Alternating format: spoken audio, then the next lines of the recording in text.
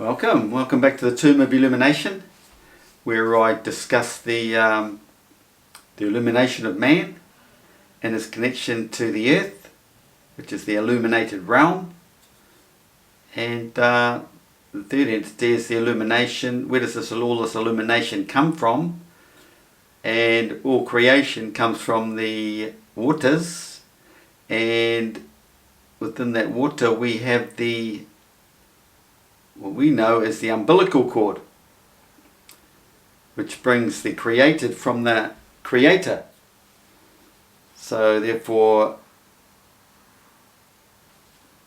I'm saying our illuminated realm comes through the Milky Way, because we are attached to creation.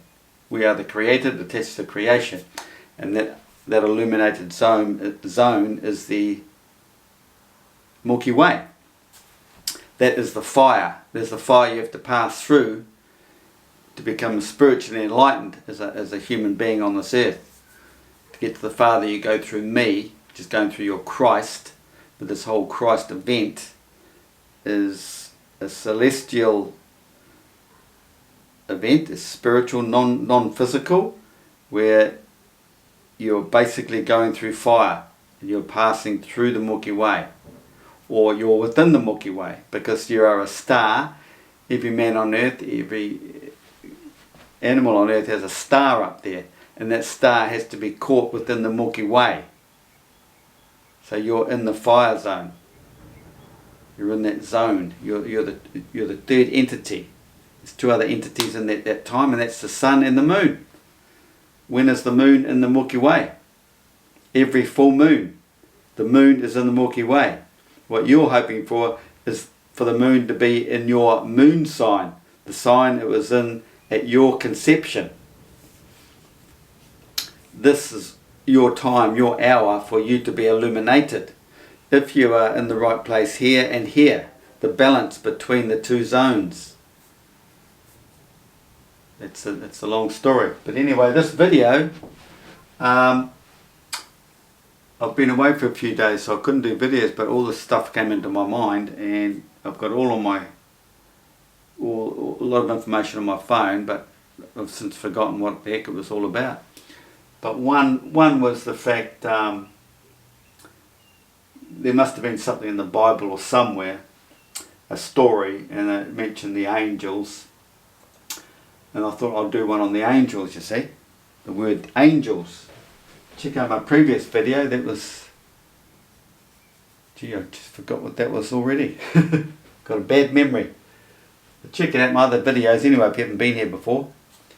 And if you like them, put a likes up, and please subscribe. And if you're really interested in going deep into all this knowledge, you'll need to sign up to my Patreon page. Okay. So, fallen angels. Well, the word angel, what does it mean? Angel actually means without angle. Believe it or not. I don't care what people tell me or say to me, that's what it means. Without angle, okay? Because it all takes you back to one place. And this one place is all going to be revealed and explained in my Patreon page. So where on earth do we find a place without angle? Okay, so you'll see a lot of that in my previous videos. And we have this system. We have this system. It's an ancient symbol, that, or it's represented in a lot of ancient text, and that's considered as the bow. Okay, the bow. So where on earth is this bow? Well, this bow, you see there's a Fibonacci, you could say there, but you could go right around like that to put another one on, and you've got this. Then you've got another one here that goes like that. That's where Newton got his apple idea, because they all know this stuff. But between there and there is straight. There's no bow. There's a bow there and there's a bow there. So then you take all this off again.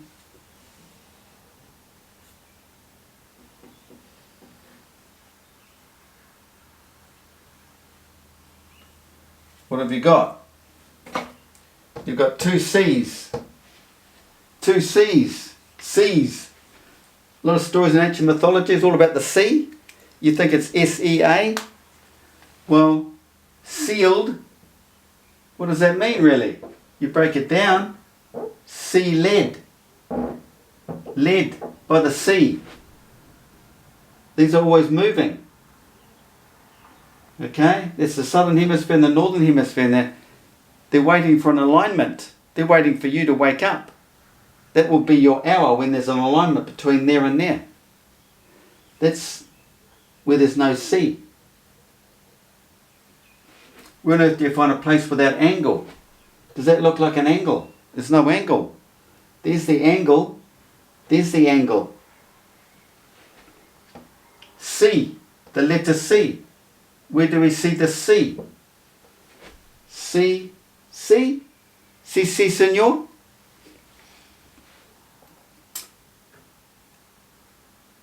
Okay, what else can I say about that? Because this point here, between there and there, is your holy place. Holy place. Okay? All my videos about that holy place, and I'm about to reveal the big secrets. Okay, on my Patreon page.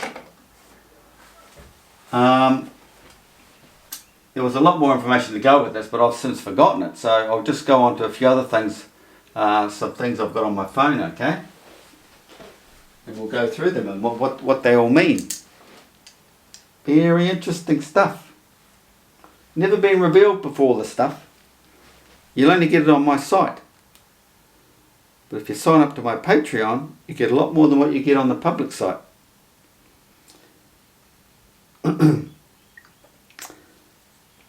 So this was taken off a video once by some character. This is written, when he came to his disciples in splendid glory on the Mount of Olives, and Olives is represented by Libra. It's the mount again, the mount. You're going to find out later that, well, those two C's are represented by mounts. Mountains, mounts, a dual system. Olives, he was small. It says here, when he came to his disciples in splendid glory on the Mount of Olives, he wasn't small.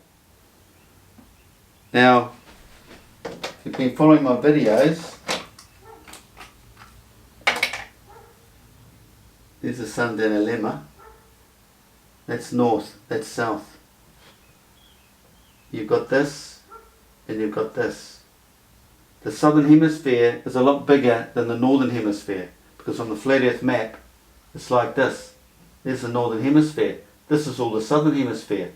Apart from the tropical gap, say, tropical gap. Tropical gap is in here. That's north. This is south, out here. All around here. A lot bigger. It's the 2 to 3 ratio. We'll get into that more on a lot of my earlier videos, but we delve really deep into that. This is supposed to be on 30 minutes, so it's not supposed to conk out on me, but it is.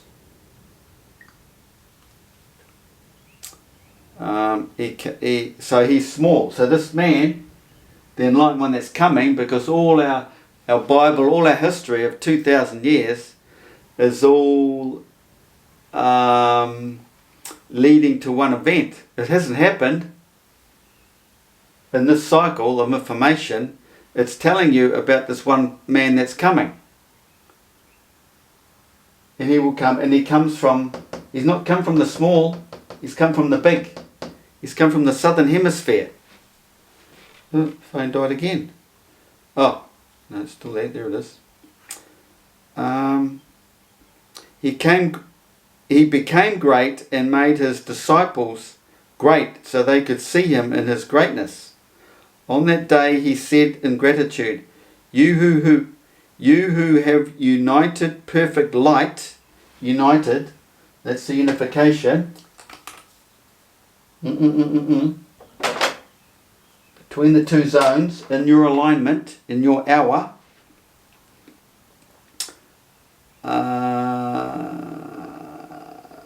that day he said in gratitude, you who have united perfect light with Holy Spirit, unite us with the angels as well. Unite us with the angle. The two angles have aligned. The two hemispheres have aligned. Because you've got to realise, you go back and see my earlier videos, but you've got the northern hemisphere spiralling out like this. Then you've got the southern hemisphere. Many of them moving all the way around. There's always one out from that centre. Let's say there's one here. That's your arc of horizon. You'll have one on your arc of horizon. All these magnetic fields are curving out. And they come around and they marry. That's going to marry with this. This is this is associated with marry. Male and female getting married. Because this is basically the male and female entity coming together in the whole divine spiritual awakening story of enlightenment. Your second birth is through this event. Okay?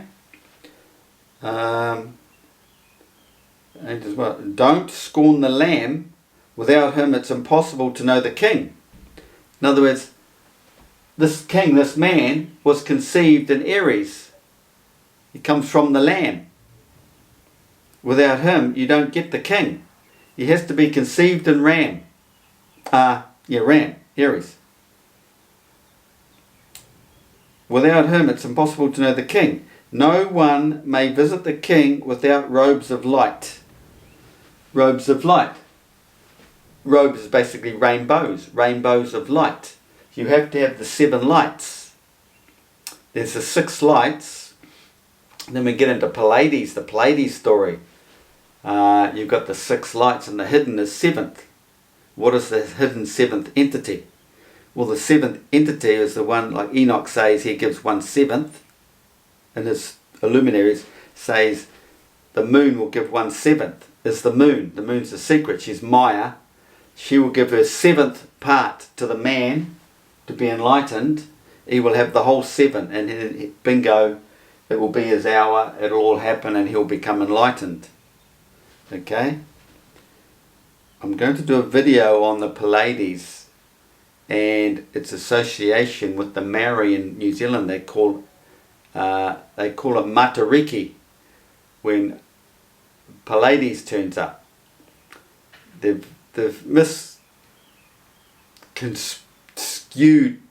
skew-whiffed everything. It's not exactly how they say it is. You've got to understand what Pleiades represents.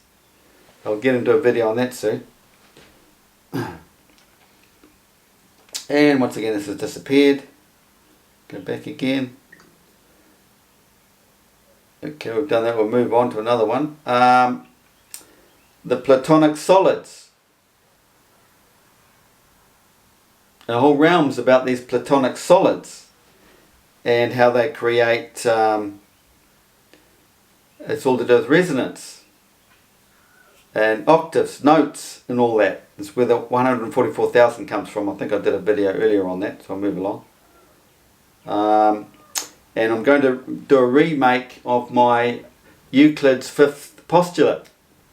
I was the first person in the world, still am probably, because no one can handle it. They just consciously are so indoctrinated, these so-called scholars, they can't handle this concept. I've explained what the 5th postulate is. They didn't know what it meant. They got all confused because it doesn't fit their spinning ball idea. But Euclid, along with Pythagoras, all that information, is all to do with the arc. Okay? And if you go deep into Euclid's, or no, actually, you've got to associate Euclid's 5th postulate with Pythagorean information. And I'm not sure if you'll see this, but basically you only have to look at that.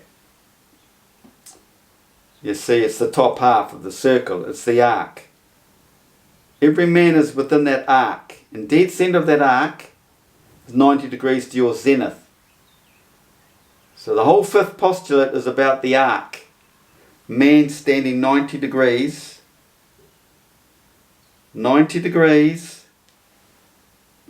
to his arc of horizon.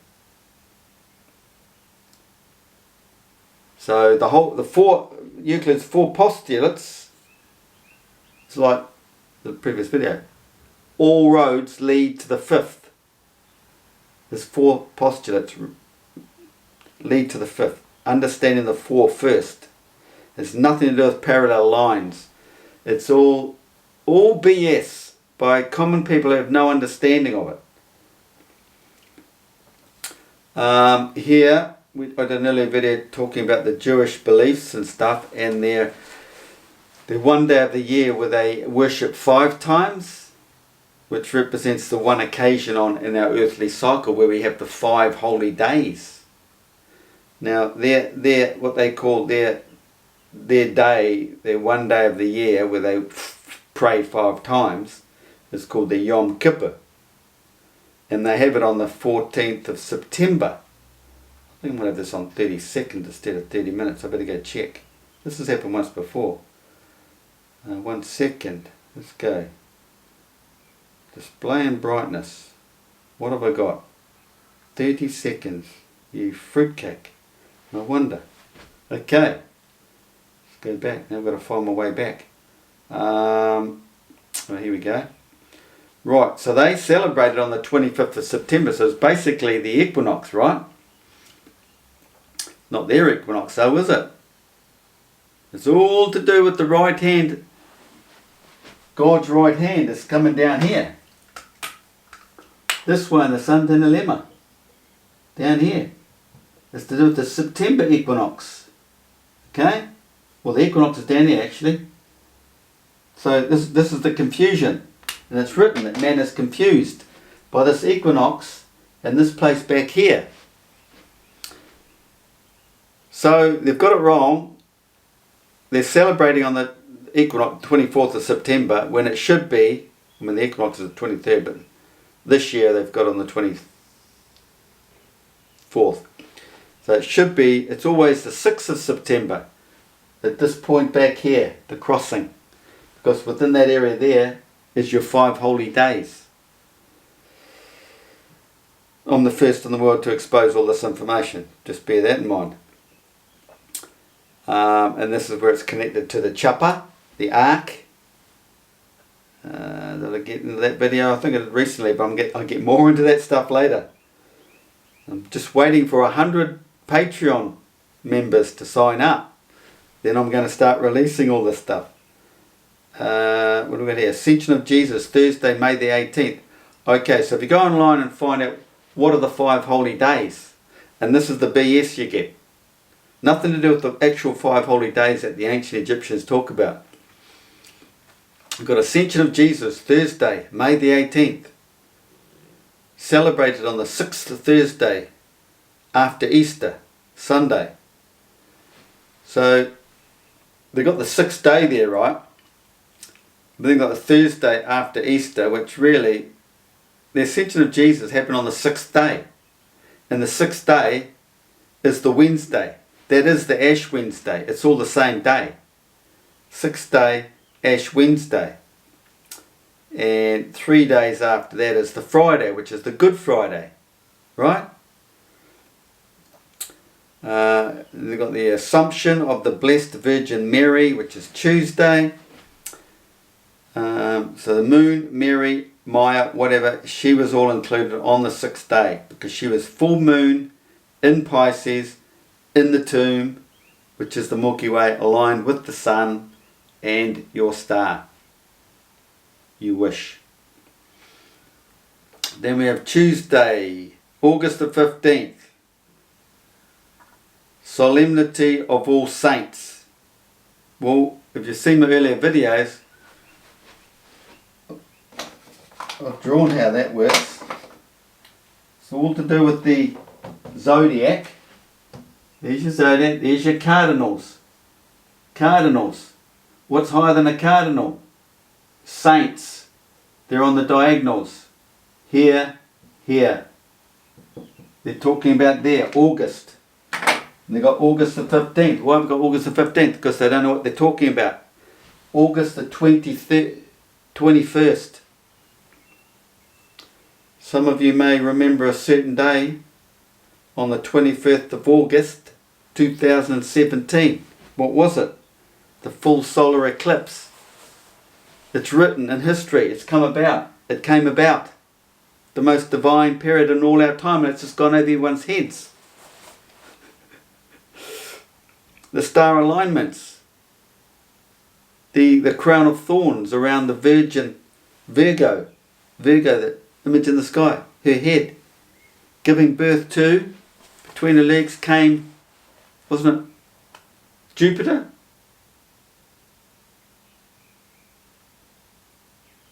Was it the moon that came out between her legs? Can't remember. And it's hard to find that information now. You can't get it online. Maybe you can go deep and find it, I don't know, but I've printed it all off. If guys are really interested, I can track it all down and find it again, but I've done earlier videos on it. What else have they got here? November the 1st. What's that supposed to mean? I don't know. Immaculate Conception of the Blessed Virgin Mary. Well, if I track things right back, you might find it was, no. It's Aries, November, not quite sure with that one. Immaculate Conception. Because conception of the whole divine story is in Aries. Here's the ram. And then you've got the Blessed Virgin Mary Friday, December the 8th.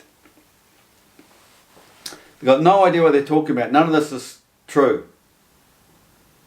He was physically born on the 23rd or 25th of December, or thereabouts, when the moon was in Pisces again. So, is that how it works? Maybe not. No, physical birth has nothing to do with the moon sign, okay? So it's conceived in Pisces, but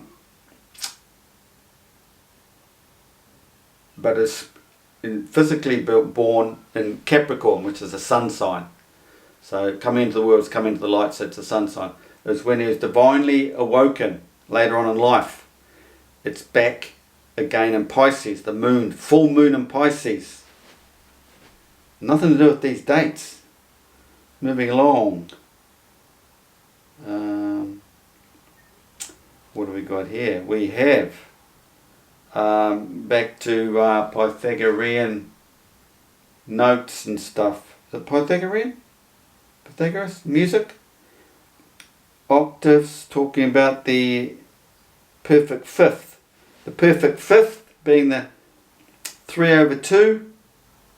That's connected to the 2:3 ratio. I talk about in Euclid's fifth postulate. And also in Plato's unequal divided line. It's all connected with that, and that all boils back to golden ratio, or phi, close enough. Ancient pictures here, and I don't know if you can see, but you'll see in there's the cardioid, the two loops, like I did earlier, two loops together create the cardioid. This is, and you're going to get to understand this later on my Patreon page. All that, it's all connected with what I'm about to reveal, which is also connected to this. I'll show you this now. Also connected to that.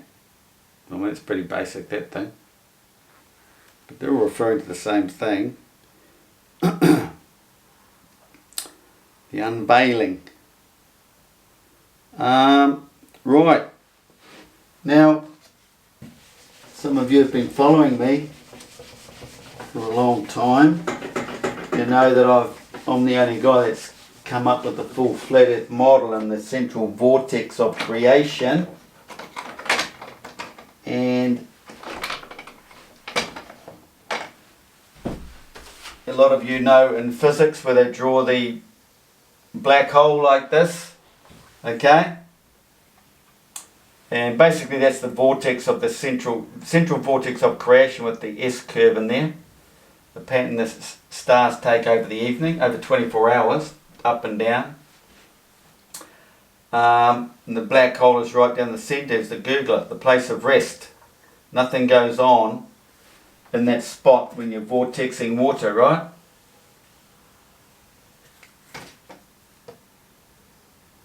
That's where Earth's from, that place of rest. And now look at it, it's divided. Well, that's come out into our realm. That's now the tropical gap. Okay? So that's physics, black hole, their image. But now, what are they doing? In a recent video, I see they've done this. They're copying my videos. They've drawn this thing like this.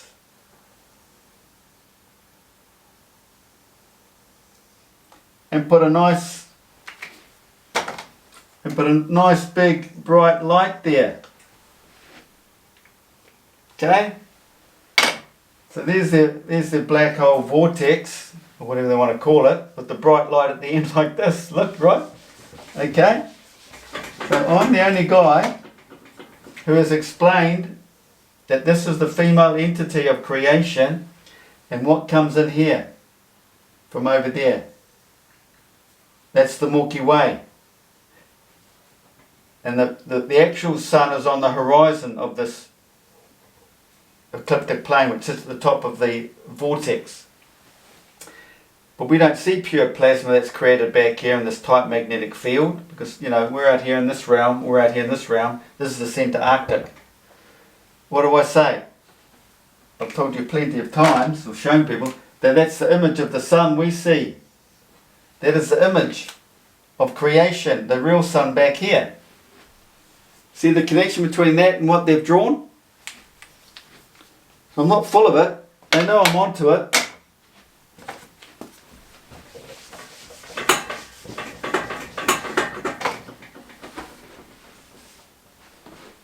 Moving along.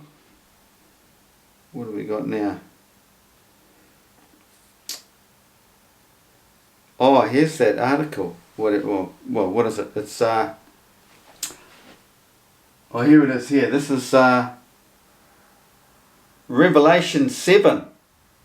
And after these things I saw 4 angels standing on the 4 corners of the earth, holding the 4 winds of the earth. So I could reveal this later. Well, it will be. I tried looking for this earlier, so I haven't got everything sorted in my mind as to how to explain it now, but it's all about that zone I showed you, okay? Holding the 4 winds of the earth, and the wind should not blow on the earth, nor on